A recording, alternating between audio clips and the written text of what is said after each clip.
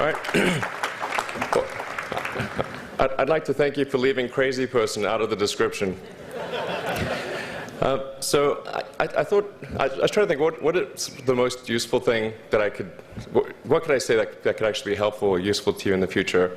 And I thought I'd perhaps tell the story of how I sort of came to be here. How did some of these things happen? And maybe there's some lessons there, because I often find myself wondering, how did this happen? So when I was young, I didn't really know what I was going to do when I got older.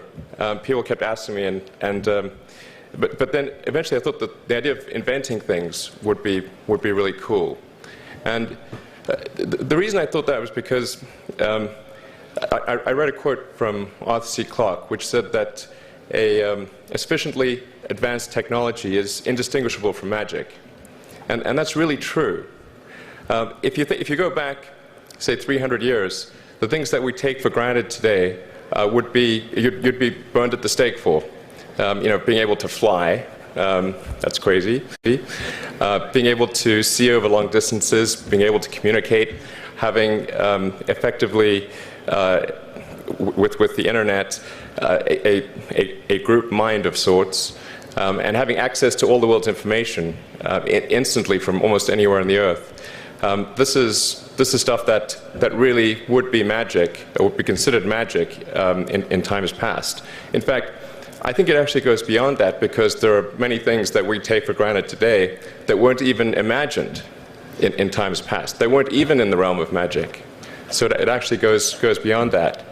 So I thought, well, if I can do some of those things, basically if I can advance technology, then that's like magic, and that would be really cool. And I also had sort of a slight existential crisis, because I was trying to figure out what does it all mean? Like, what's the purpose of things? And I came to the conclusion that if we can advance the knowledge of the world, if we can do things that expand the scope and scale of consciousness, then we're better able to ask the right questions and become more enlightened, and that's really the only way forward. So I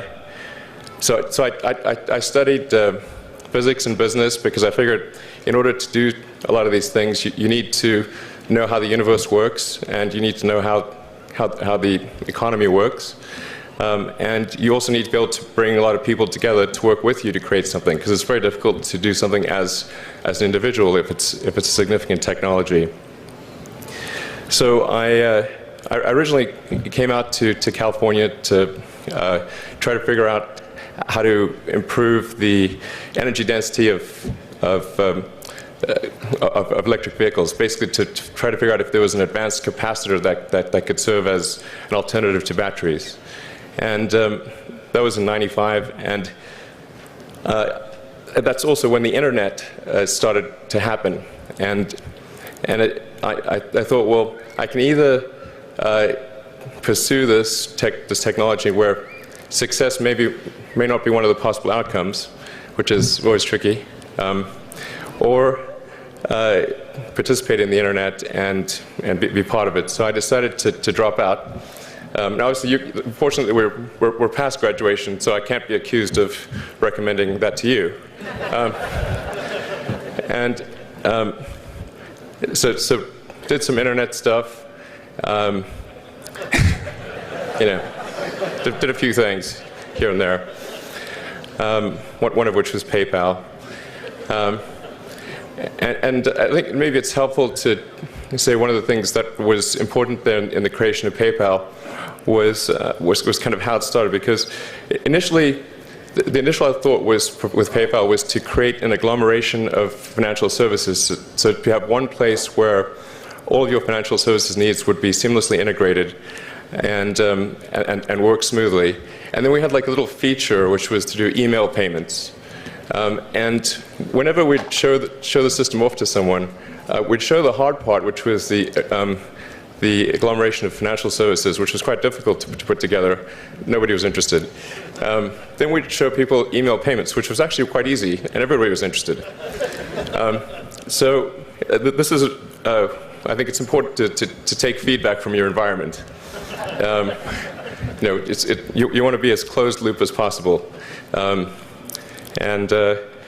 So we focused on email payments and really try to make that work, and that's what really got things to take off. But if we hadn't responded to what people said, then we probably would not have been successful. So it's important to look for things like that and focus on them when you see them, and you correct your prior assumptions. And then let's get to work. Going from PayPal, I thought, well, what are some of the other problems that are likely to most affect the future of humanity? It really wasn't from the perspective of what's the rank-ordered best way to make money, which is okay, but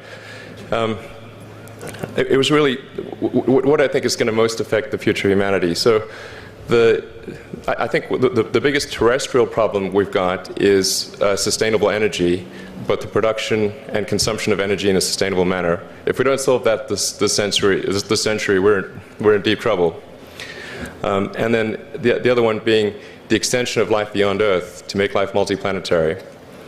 So that's the basis for the latter is the basis for SpaceX, and the former is the basis for Tesla and Solar City. And when I started SpaceX, initially I thought that, well, there's no way one could possibly start a rocket company. I wasn't that crazy. But then I thought, well, what is a way to increase NASA's budget? That was actually my initial goal. So I thought, well, if we can do a low-cost mission to Mars, something called Mars Oasis, which would land seeds with seeds and dehydrated nutrient gel, and you hydrate them upon landing, and then you'd have this great sort of money shot of green plants on a red background, and the public tends to respond to precedents and superlatives, and this would be the first life on Mars, the furthest that life's ever traveled, as far as we know. And I thought, well, that would get people really excited, and therefore increase NASA's budget. So obviously, the financial outcome from such a mission would probably be zero. So anything better than that was on the upside. So I actually went to Russia 3 times to look at buying a refurbished ICBM. Because that was the best deal. And I can tell you it was very weird going there in late 2001, 2002, going to the Russian rocket forces and saying, I'd like to buy 2 of your biggest rockets, but you can keep the nuke. That's a lot more. And that was 10 years ago, I guess, so they thought I was crazy, but I did have money, so that was okay. And after making several trips to Russia, I came to the conclusion that actually my initial impression was wrong about because my initial thought was, well, that there's not enough will to explore and expand beyond Earth and have a Mars base and that kind of thing. But I came to the conclusion that was wrong. In fact, there's plenty of will, particularly in the United States, because the United States is a nation of explorers, of people who came here from other parts of the world. I think the United States is really a distillation of the spirit of human exploration. So, but if people think it's impossible, then, or it's going to completely break the federal budget, then they're not going to do it. So after my 3rd trip, I said, okay, well, what we really need to do here is try to solve the space transport problem, and started SpaceX. This was against the advice of pretty much everyone I talked to. One friend made me sit down and watch a bunch of videos of rockets blowing up.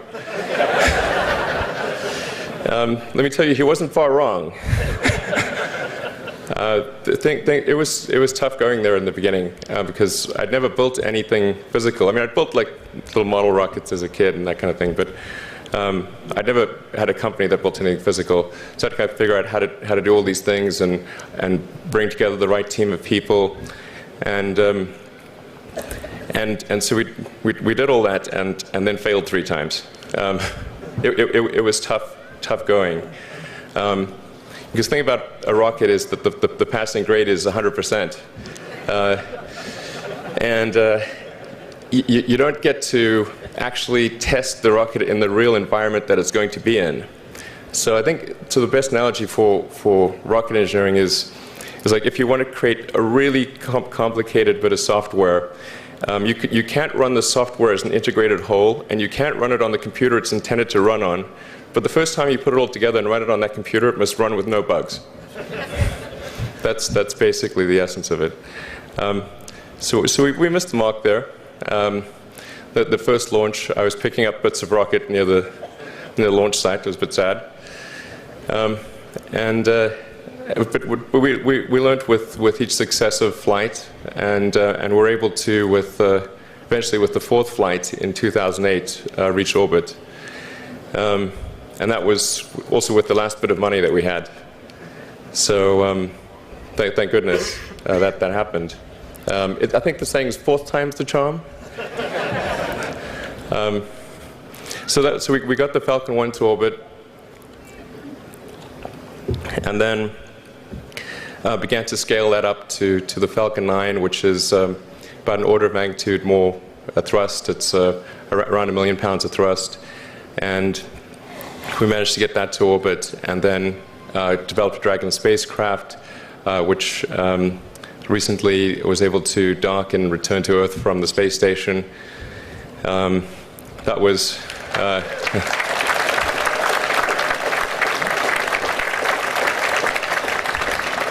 thanks. That was a white-knuckled event. Yeah, it's a huge relief. Still can't quite believe it actually happened. But there's a lot more that must happen beyond this in order for humanity to become a spacefaring civilization, ultimately a multi-planet species. And that's something I think it's vitally important, and I hope that some of you will participate in that, either at SpaceX or at other companies, because it's just really one of the most important things for the preservation and extension of consciousness. I mean, it's worth noting, as I'm sure people are aware, the Earth has been around for 4 billion years, and civilization, at least in terms of having writing, has been around for 10,000 years, and that's being generous.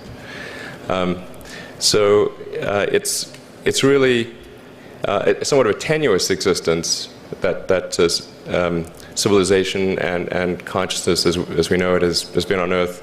And I think I'm actually fairly optimistic about the future of Earth. So I don't want to sort of people to have the wrong impression that I think we're all about to die.